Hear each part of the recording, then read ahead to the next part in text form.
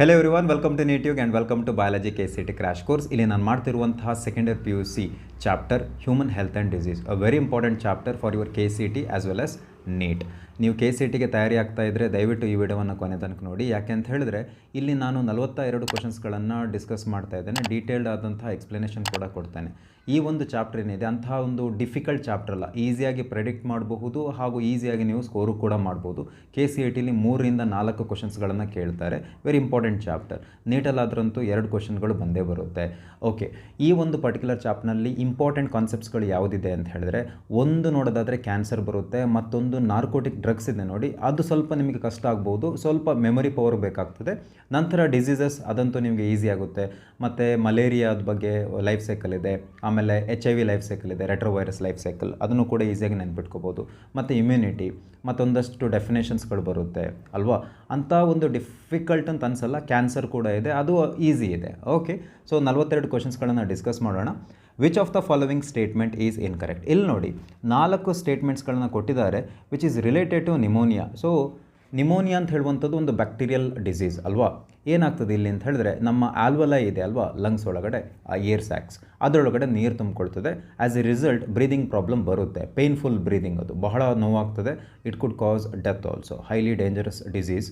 ಈ ನಿಮೋನಿಯಾವನ್ನು ಕಾಸ್ ಮಾಡುವಂತಹ ಬ್ಯಾಕ್ಟೀರಿಯಾ ಯಾವುದು ಅಂತ ಹೇಳಿದ್ರೆ, ಒಂದು ಸ್ಟ್ರೆಪ್ಟೋಕಾಕಸ್ ನಿಮೋನಿಯೆ, ಇನ್ನೊಂದು ಹೀಮೋಫೈಲಸ್ ಇನ್ಫ್ಲೂಯೆನ್ಸೆ ಅಂತ ಹೇಳುವಂಥ 2 ಬ್ಯಾಕ್ಟೀರಿಯಾಗಳು. ಇಲ್ಲಿ ನೋಡಿ, pneumonia can be transmitted to a healthy person by inhaling the droplets release by an infected person and also by sharing the utensils. ಹೌದು, ಅದು ಒಬ್ಬರಿಂದ ಒಬ್ಬರಿಗೆ ಹರಡುವಂಥ ರೋಗ. ನಮಗೆ ಯಾವ ಥರ ಕಾಮನ್ ಕೋಲ್ಡ್ ಸ್ಪ್ರೆಡ್ ಆಗ್ತದೆ ಅದೇ ಥರ ನಿಮೋನಿಯಾ ಕೂಡ ಹೌದು, ಡ್ರಾಪ್ಲೆಟ್ ಡಿಸೀಸ್ ನೆನ್ಪಿಟ್ಕೊಳ್ಳಿ. Pathogens causing pneumonia are streptococcus pneumoniae and haemophilus influenzae. ಹೌದು. Liver cells get damaged due to the pathogen. ಇಲ್ಲ, actually alveoli get damaged. So ಇದು ತಪ್ಪು. ಸೊ ಇನ್ಕರೆಕ್ಟ್ ಸ್ಟೇಟ್ಮೆಂಟ್ ಯಾವುದಿಲ್ಲಿ? Option C. Symptoms include fever, chills, headache. Correct. Option C correct ಆದಂಥ ಉತ್ತರ, because it is incorrect statement with regard to pneumonia. Okay, next ನೋಡಿ, ಇದು ಮಲೇರಿಯಾದು. ನಿಮಗೆ NCERT text ಬುಕ್ನಲ್ಲಿ ಈ ಮಲೇರಿಯಾದು ಪ್ಯಾರಾಸೈಟ್ದು ಲೈಫ್ ಸೈಕಲ್ ಕೊಟ್ಬಿಟ್ಟಿದ್ದಾರೆ. ಒಂದು ಸಲ ಎಕ್ಸ್ಪ್ಲೇನ್ ಮಾಡಿಬಿಡ್ತೀನಿ, ಕರೆಕ್ಟಾಗಿ ಕೇಳಿ. ಈ ಮಲೇರಿಯಾ ಪ್ಯಾರಾಸೈಟ್ ಹೆಸರು ನೋಡೋದಾದರೆ ಪ್ಲಾಸ್ಮೋಡಿಯಂ ವಿವ್ಯಾಕ್ಸ್ ಬರುತ್ತೆ, ಇನ್ನೊಂದು ಪ್ಲಾಸ್ಮೋಡಿಯಂ ಮಲೇರಿಯಾ ಬರುತ್ತೆ, ಇನ್ನೊಂದು ಪ್ಲಾಸ್ಮೋಡಿಯಂ ಫಾಲ್ಸಿಪಾರಮ್ ಅಂತ ಬರುತ್ತೆ, ವಿಚ್ ಕಾಸಸ್ ಮ್ಯಾಲಿಗ್ನೆಂಟ್ ಮಲೇರಿಯಾ. ಈ ಲಾಸ್ಟ್ ಒಂದು ಹೇಳ್ದಲ್ಲ, plasmodium falciparum malignant malaria, very very important. Underline ಮಾಡಿ ಇಟ್ಕೊಂಬಿಡಿ, ಬರೆದಿಟ್ಕೊಳ್ಳಿ, ವೆರಿ ಇಂಪಾರ್ಟೆಂಟ್. ಸೊ ಈ ಮಲೇರಿಯಲ್ ಪ್ಯಾರಾಸೈಟ್ಗೆ 2 ಹೋಸ್ಟ್ಗಳು ಅಗತ್ಯ ಇರ್ತದೆ. ಒಂದು ಫೀಮೇಲ್ ಅನಾಫಿಲಿಸ್ ಮಸ್ಕಿಟೋ, ಇನ್ನೊಂದು ಹ್ಯೂಮನ್. ಅದರ ಲೈಫ್ ಸೈಕಲನ್ನು ಕಂಪ್ಲೀಟ್ ಮಾಡಲಿಕ್ಕೆ, ಅದರ ಲೈಫ್ ಸೈಕಲ್ನಲ್ಲಿ ನಮಗೆ ಸೆಕ್ಷುವಲ್ ರಿಪ್ರೊಡಕ್ಷನ್ ಹಾಗೂ ಸೆಕ್ಷುವಲ್ ರಿಪ್ರೊಡಕ್ಷನ್ ಕಾಣಸಿಗ್ತದೆ. ಸೆಕ್ಷುವಲ್ ರಿಪ್ರೊಡಕ್ಷನ್ ಸ್ಟಾರ್ಟ್ ಆಗೋದು ಎಲ್ಲಿ ಅಂತ ಹೇಳಿದ್ರೆ, ಹ್ಯೂಮನ್ RBC ಸೆಲ್ನಲ್ಲಿ. ಅದರೊಳಗಡೆ ಅದೇನು ಮಾಡುತ್ತೆ ಅಂತ ಹೇಳಿದ್ರೆ, 2 ಮೇಲ್ ಆ್ಯಂಡ್ ಫೀಮೇಲ್ ಗ್ಯಾಮೆಟ್ಸ್ಗಳನ್ನು ಉತ್ಪತ್ತಿ ಮಾಡ್ತದೆ. ಬಟ್ ಫರ್ಟಿಲೈಸೇಷನ್ ಆಗೋದಿಲ್ಲ RBCಯಲ್ಲಿ, ನೆನ್ಪಿಟ್ಕೊಳ್ಳಿ. ಯಾವಾಗ ಒಂದು ಫೀಮೇಲ್ ಅನಾಫಿಲಿಸ್ ಮಸ್ಕಿಟೋ ಬಂದು ಬೈಟ್ ಮಾಡುತ್ತೆ, ಆವಾಗ ಮೇಲ್ ಆ್ಯಂಡ್ ಫೀಮೇಲ್ ಗ್ಯಾಮೆಟ್ಸ್ ಏನಾಗ್ತದೆ, ಒಳಗೆ ಹೋಗಿಬಿಡ್ತದೆ. ಮೇಲ್ ಆ್ಯಂಡ್ ಫೀಮೇಲ್ ಗ್ಯಾಮೆಟೋಫೈಟ್ಸು ಎಲ್ಲಿ ಹೋಗ್ತದೆ ಅಂತ ಹೇಳಿದ್ರೆ, ನೇರವಾಗಿ ಫೀಮೇಲ್ ಅನಾಫಿಲಿಸ್ ಮಸ್ಕಿಟೋದು ಇಂಟೆಸ್ಟೈನ್ಗೆ ಹೋಗ್ತದೆ, ಅಲ್ಲಿ ಫರ್ಟಿಲೈಸ್ ಆಗ್ತದೆ. ಫರ್ಟಿಲೈಸ್ ಆದಂಥ ಒಂದು ಏನಾಗ್ತದೆ, ಝೈಗೋಟ್ ಉತ್ಪತ್ತಿಯಾಗಿ ನಂತರ ಉತ್ಪತ್ತಿಯಾಗದೆ the most infectious form of malarial parasite, sporozoites. ಈ ಸ್ಪೋರೋಸಾಯ್ಡ್ಸ್ಗಳು ಎಲ್ಲಿ ಹೋಗ್ತದೆ ಅಂತ ಹೇಳಿದ್ರೆ, salivary glands of the anopheles mosquito, female anopheles ಮಸ್ಕಿಟೋದಲ್ಲಿ ನಿಂತುಬಿಡ್ತದೆ. ಯಾವಾಗ ಆ ಮಸ್ಕಿಟೋ ಒಂದು ಹ್ಯೂಮನನ್ನು ಬೈಟ್ ಮಾಡುತ್ತೆ, ಆವಾಗ sporozoites, the most infectious form of the malarial parasite. ಬರೆದಿಟ್ಕೊಳ್ಳಿ, ವೆರಿ ಇಂಪಾರ್ಟೆಂಟ್. ಇದನ್ನು ಕೇಳೋ ಚಾನ್ಸ್ ಇದೆ, ಅದಕ್ಕೆ ಎಲ್ಲ ಎಕ್ಸ್ಪ್ಲೇನ್ ಮಾಡ್ತಾ ಇದ್ದೀನಿ. ಸೊ ಸ್ಪೋರೋಸೈಟ್ಸ್ ನಮ್ಮ ದೇಹದೊಳಗೆ ಹೋಗ್ಬಿಟ್ಟು ಫಸ್ಟು ಹೋಗೋದೇ ಲಿವರ್ ಸೆಲ್ಸಿಗೆ.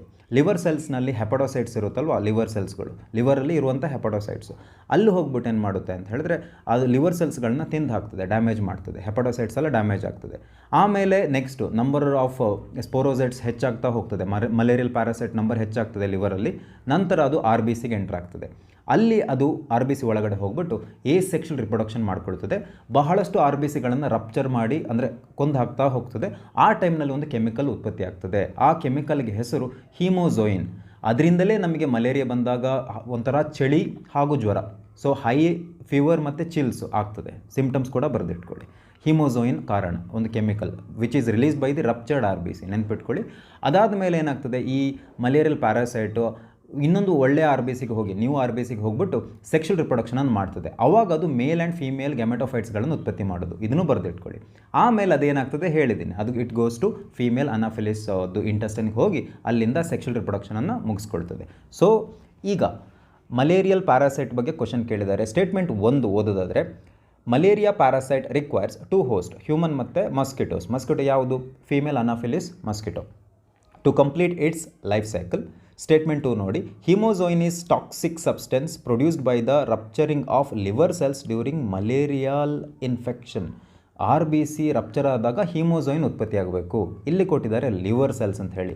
ತಪ್ಪಾದಂತಹ ಒಂದು ಸ್ಟೇಟ್ಮೆಂಟ್. ಸ್ಟೇಟ್ಮೆಂಟ್ 1 ಏನಿದೆ ಅದು ಕರೆಕ್ಟ್ ಇದೆ, 2 ಹೋಸ್ಟ್ ಬೇಕಾಗ್ತದೆ. ಆಪ್ಷನ್ ಬಿ ನೋಡಿ, statement 1 is correct but statement 2 is incorrect. ಸ್ವಲ್ಪ ಅರ್ಥ ಮಾಡ್ಕೋಬೇಕು. ಇದರಲ್ಲಿ ಆಲ್ಮೋಸ್ಟ್ ಎಲ್ಲ ಬರುವಂತಹ ಒಂದು ಏನು ಲೈಫ್ ಸೈಕಲ್ ಹೇಗಿರ್ತದೆ ಅಂತ ಹೇಳಿ ಎಕ್ಸ್ಪ್ಲೇನ್ ಮಾಡಿದ್ದೀನಿ. Okay, next, in the life cycle of plasmodium sexual stages ನೋಡಿ, ಗ್ಯಾಮೆಟೋಫೈಟ್ಸ್ ಅಂದರೆ ಮೇಲ್ ಗ್ಯಾಮೆಟೋಫೈಟ್ ಮತ್ತು ಫೀಮೇಲ್ ಗ್ಯಾಮೆಟೋಫೈಟ್ ಎಲ್ಲಿ ಉತ್ಪತ್ತಿ ಆಗ್ತದೆ? Begin to develop in R B Cs of human. ನೆನ್ಪಿಟ್ಕೊಳ್ಳಿ. ಬಹಳಷ್ಟು ಸ್ಟೂಡೆಂಟ್ಸ್ಗಳು ಏನು ಕನ್ಫ್ಯೂಸ್ ಮಾಡ್ಕೋತಾರೆ ಅಂತ ಹೇಳಿದ್ರೆ, ಸೆಕ್ಷುವಲ್ ರಿಪ್ರೊಡಕ್ಷನ್ ಆಗೋದು ಫೀಮೇಲ್ ಅನಾಫಿಲಿಸ್ ಮಸ್ಕಿಟೋದ ಇಂಟೆಸ್ಟೈನಲ್ಲಿ, ಅಲ್ಲಿ ಫರ್ಟಿಲೈಸೇಷನ್ ಆಗೋದು. ಆದರೆ ಡೆವಲಪ್ಮೆಂಟ್ ಆಗೋದು ಮೇಲ್ ಗ್ಯಾಮೆಟೋಫೈಟ್ಸ್ ಮತ್ತು ಫೀಮೇಲ್ ಗ್ಯಾಮೆಟೋಫೈಟ್ಸ್ ಉತ್ಪತ್ತಿ ಆಗೋದಲ್ಲಿ ಆರ್ ಬಿ ಸಿ ಒಳಗಡೆ. ಸೆಕ್ಷುವಲ್ ರಿಪ್ರೊಡಕ್ಷನ್ ಸ್ಟಾರ್ಟ್ ಆಗೋದೇ ಆರ್ ಬಿ ಸಿಯಲ್ಲಿ.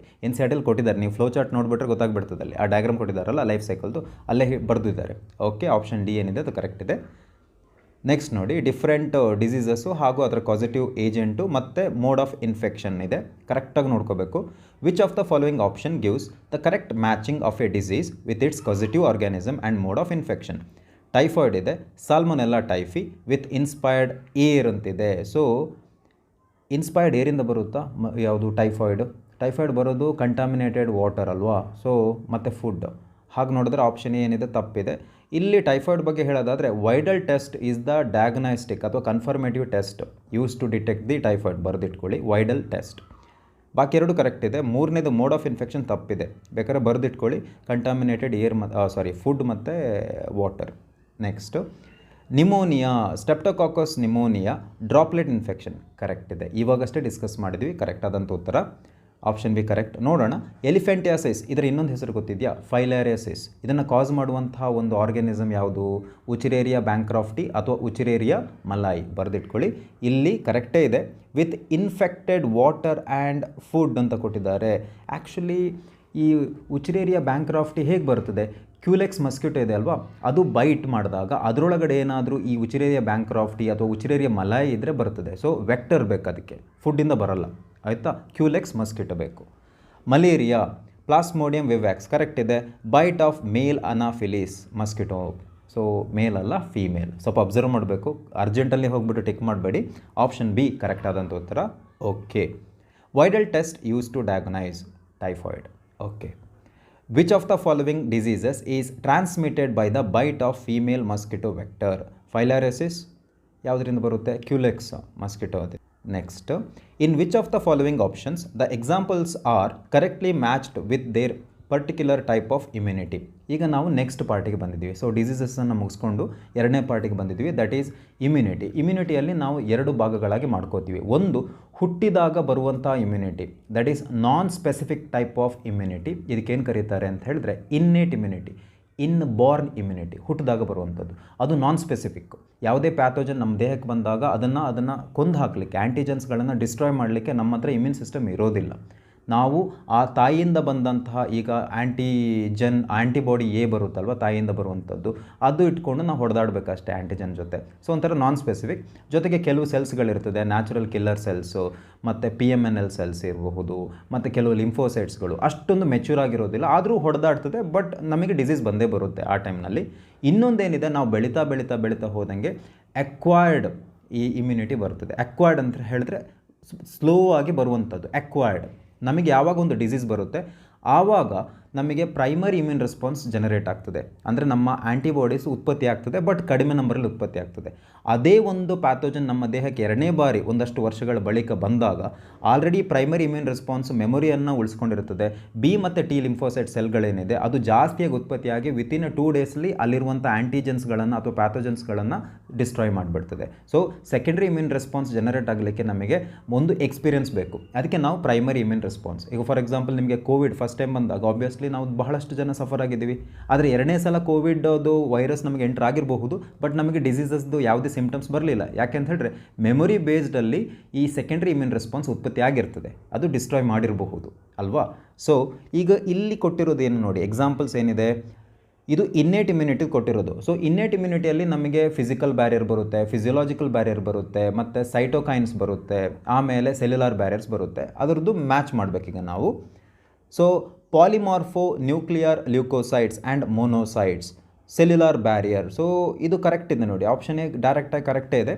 ಇಂಟರ್ಫೆರಾನ್ಸ್ ಅಂತಿದೆ, ಸೆಲ್ಯುಲಾರ್ ಬ್ಯಾರಿಯರ್ಸ್ ಅಲ್ಲ. ಇನ್ನೇಟ್ ಇಮ್ಯುನಿಟಿಯಲ್ಲಿ ಇಂಟರ್ಫೆರಾನ್ಸ್ ಅಂತ ಹೇಳುವಂಥದ್ದು ಒಂದು chemicals which are nothing but called as cytokines ಅಂತ ಕರಿತೀವಿ ಅಲ್ವಾ. ಈ ಸೈಟೋಕೈನ್ಸ್ ಅಂತ ಹೇಳಿದ್ರೆ ಈ ಒಂದು ಕೆಮಿಕಲ್ ಇಂಟರ್ಫೆರಾನ್ಸ್ ಏನಾಗುತ್ತೆ ಅಂತ ಹೇಳಿದ್ರೆ, ಯಾವುದಾದ್ರು ಒಂದು ವೈರಸ್ಸು ನಮ್ಮ ಸೆಲ್ಲಿಗೆ ಇನ್ಫೆಕ್ಟ್ ಮಾಡಿದಾಗ ಅದರಿಂದ ಒಂದು ಕೆಮಿಕಲ್ ರಿಲೀಸ್ ಆಗ್ತದೆ, ಅದಕ್ಕೆ ಇಂಟರ್ಫೆರಾನ್ಸ್ ಅಂತ ಕರಿತೀವಿ. ಅದೇನು ಮಾಡುತ್ತೆ, ಇನ್ನೊಂದು ಹೊಸ ಅಂದರೆ ಇನ್ನೂ ವೈರಸ್ ಅದಕ್ಕೆ ಎಂಟರ್ ಆಗಿಲ್ಲ, ಆ ಸೆಲ್ಲಿಗೆ ಹೋಗಿ ಬೈಂಡ್ ಆಗಿಬಿಟ್ಟು ಏನು ಮಾಡುತ್ತೆ ಅಂತ ಹೇಳಿದ್ರೆ ಅದಕ್ಕೆ ಈ ಇಮ್ಯುನಿಟಿಯನ್ನು ಡೆವಲಪ್ ಮಾಡಲಿಕ್ಕೆ ದೇಹಕ್ಕೆ ಸಿಗ್ನಲ್ಗಳನ್ನು ಕಳಿಸುತ್ತೆ ಅಷ್ಟೇ. It prevents the other cells from further viral infection, interferons ಅಂತ ಕರಿತೀವಿ. ಅದು ಸೈಟೋಕೈನ್ಸಿಗೆ ಬರಬೇಕು. Saliva in mouth and tears in eyes ಅಂತಿದೆ ನೋಡಿ, ಫಿಸಿಕಲ್ ಬ್ಯಾರಿಯರ್ಸ್ ತಪ್ಪು, ಫಿಸಿಯೋಲಾಜಿಕಲ್ ಬ್ಯಾರಿಯರ್ಸ್ ಅಲ್ವಾ.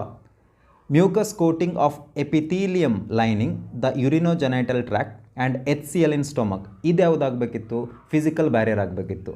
ಇಲ್ಲಿ ಏನು ಕೊಟ್ಟಿದ್ದಾರೆ, ಫಿಸಿಯೋಲಾಜಿಕಲ್ ಬ್ಯಾರಿಯರ್. ಹಾಗೆ ನೋಡಿದ್ರೆ ಆಪ್ಷನ್ ಎ ಏನಿದೆ ಅದು ಕರೆಕ್ಟಾಗಿ ಇನ್ನೇಟ್ ಇಮ್ಯುನಿಟಿಗೆ ಮ್ಯಾಚ್ ಆಗ್ತಿದೆ. Will go with option A. ದಯವಿಟ್ಟು ಇದನ್ನು ಎಲ್ಲ ಎಕ್ಸಾಂಪಲ್ಸ್ಗಳನ್ನು ಬರೆದಿಟ್ಕೊಳ್ಳಿ, could be asked. Okay, for example natural killer cells are ಅಂತ ಕೇಳಬಹುದು. ನ್ಯಾಚುರಲ್ ಕಿಲ್ಲರ್ ಸೆಲ್ಸ್ ಅಂತ ಹೇಳಿದ್ರೆ ಅದು cellular barriers. Okay, which of the following components does not participate in innate immunity. Innate immunity ಅಂತ ಹೇಳಿದ್ರೆ ಇನ್ಬೋರ್ನ್ ಇಮ್ಯುನಿಟಿ. ಇದರಲ್ಲಿ B cells ಹಾಗೂ T cells ಅಂದರೆ ಬೋನ್ ಮ್ಯಾರೋ ಸೆಲ್ಸ್ ಹಾಗೂ ಥೈಮಸ್ ಸೆಲ್ಸ್, ಟಿ ಅಂದರೆ ಥೈಮಸ್, ಇದು ಇರೋದಿಲ್ಲ. ಅರ್ಥ ಆಯಿತಾ. ಅಕ್ವೈರ್ಡ್ ಇಮ್ಯುನಿಟಿ ಇರೋದಿಲ್ಲ. ನ್ಯೂಟ್ರೋಫಿಲ್ಸ್ ಹೌದು, ನ್ಯೂಟ್ರೋಫಿಲ್ಸ್ ಸೆಲ್ಯುಲಾರ್ ಬ್ಯಾರಿಯರ್ಸಲ್ಲಿ ಬರುತ್ತೆ. ಮ್ಯಾಕ್ರೋಫೇಜಸ್ ಕೂಡ ಸೆಲ್ಯುಲಾರ್ ಬ್ಯಾರಿಯರ್ಸ್, ನ್ಯಾಚುರಲ್ ಕಿಲ್ಲರ್ಸ್ ಕೂಡ ಸೆಲ್ಯುಲಾರ್ ಬ್ಯಾರಿಯರ್ಸ್. ಸೊ ಈ ಮೂರೇನಿದೆ A B D, it is nothing but innate immunity. Option C ಏನಿದೆ ದಟ್ ಈಸ್ ಅಕ್ವೈರ್ಡ್ ಇಮ್ಯುನಿಟಿಲಿ ಬರುವಂಥದ್ದು. ಆಪ್ಷನ್ ಸಿ ಕರೆಕ್ಟ್ ಆದಂಥ ಉತ್ತರ. ಆ್ಯನ್ ಆ್ಯಂಟಿಬಾಡಿ ಕನ್ಸಿಸ್ಟ್ ಆಫ್, ನಿಮಗೆ ಗೊತ್ತಿದೆ ಆ್ಯಂಟಿಬಾಡಿ ನೋಡಲಿಕ್ಕೆ ವೈ ಶೇಪ್ನಲ್ಲಿ ಇರ್ತದೆ, ಎರಡು ಹೆವಿ ಚೈನ್ಸ್ ಇರುತ್ತೆ ಅಲ್ವಾ, H2 ಅಂತ ಬರ್ಕೊಳ್ಳಿ. ಆಮೇಲೆ ಈ ಕಡೆ ಎರಡು ಲೈಟ್ ಚೈನ್ಸ್ ಇರುತ್ತೆ, ಕರೆಕ್ಟಾ, L2. H2 L2 is the formula. So 2 light peptide chains, ಯಾಕಂತ ಹೇಳಿದ್ರೆ ಎಂಟೈರ್ ಆ್ಯಂಟಿಬಾಡಿ 4 ಪಾಲಿಪೆಪ್ಟೈಡ್ ಚೈನ್ಸ್ಗಳಿಂದ ಮಾಡಲ್ಪಟ್ಟಿದೆ. ಈ 4 ಪಾಲಿಪೆಪ್ಟೈಡ್ ಚೈನ್ಸ್ಗಳು ಈ ಡೈಸಲ್ಫೈಡ್ ಲಿಂಕೇಜಸ್ಗಳಿಂದ ಹಿಡ್ಕೊಂಡಿದೆ, ನೆನ್ಪಿಟ್ಕೊಳ್ಳಿ. In antibody disulphide linkage actually bonds the 2 different chains, peptide chains, light ಮತ್ತು ಹೆವಿಯನ್ನು ಜಾಯಿನ್ ಮಾಡಿದೆ ಡೈಸಲ್ಫೈಡ್ ಲಿಂಕೇಜ್, ಬಹಳ ಇಂಪಾರ್ಟೆಂಟ್ ಅದು. Okay, 2 light peptide chains and 2 heavy peptide chains. Option A correct ಆದಂಥ ಉತ್ತರ. ಈಗ ಆ್ಯಂಟಿಬಾಡಿ ಬಗ್ಗೆ ಮಾತಾಡೋದಾದರೆ ನಿಮಗೆ ಎಡ್ಮೆಗ್ ಅಂತ ಹೇಳುವಂಥ code, antibody A, antibody D, antibody E ಎಲ್ಲಿ ರಿಲೀಸ್ ಆಗ್ತದೆ, ಅಲರ್ಜಿಕ್ ರೆಸ್ಪಾನ್ಸಲ್ಲಿ ರಿಲೀಸ್ ಆಗುವಂಥದ್ದು, ವೆರಿ ಇಂಪಾರ್ಟೆಂಟ್ ಬರ್ಕೊಳ್ಳಿ. ಆಮೇಲೆ ಮೆಗ್ ಎಮ್ ಅಂತ ಹೇಳಿದ್ರೆ ಲಾರ್ಜೆಸ್ಟ್ ಆ್ಯಂಟಿಬಾಡಿ. ಆಮೇಲೆ ಜಿ ಅಂತ ಬರುತ್ತೆ, ADME. ಫಸ್ಟ್ ನಾ ಎಮ್ ಹೇಳಬೇಕಿತ್ತು, ಇ ಆದಮೇಲೆ ಜಿ ಬರುತ್ತೆ. ಜಿ ಅಂತ ಹೇಳಿದ್ರೆ it is the only antibody which could cross placenta. ಬರೆದಿಟ್ಕೊಳ್ಳಿ, ಕೇಳ್ತಾರೆ. ಪ್ಲಾಸೆಂಟಾನ ಕ್ರಾಸ್ ಮಾಡೋದು ಯಾವುದು, IgG ಅಥವಾ ಆ್ಯಂಟಿಬಾಡಿ ಜಿ, ನೆನ್ಪಿಟ್ಕೊಳ್ಳಿ.